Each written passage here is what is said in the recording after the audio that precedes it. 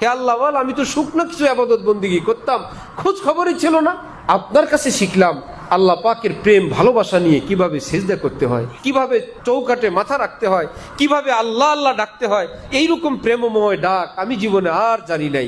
ওই আল্লাহওয়ালার সঙ্গে যখন সম্পর্ক হবে তখন মনে হবে যে আমার জীবনে একটা নতুন জীবন আসছে, আমি একটা নতুন জীবন পাইলাম।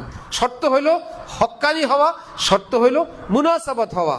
এমন হইতে পারে ওই বুজুর্গ হক্কানি কিন্তু আপনার রুহের মিল নাই, এর অর্থ এই না আপনি খারাপ বা তিনি খারাপ। নো টেনশন, অন্য কারো দালালিতে কোথাও বায়াত হবেন না। ভাই আমি একটু দেখি, আমি বুঝি, হ্যাঁ আর বুঝবো কি, আমার খুব মহব্বত লাগে, ওকে বায়াত হন। এবার যেখানেই হোক আল্লাহ কি রাস্তে মে তাহাজ্জুব নেই। আল্লাহ পাক আমাদেরকে আল্লাহ পাকের এই ওলিদের কারো না কারো পালায় পড়ে বাস্তব ইমানি জিন্দেগি হাসিল করার তৌফিক দান করেন। এই শুকনা জীবন থেকে আল্লাহ আমাদেরকে মুক্তি দান করেন।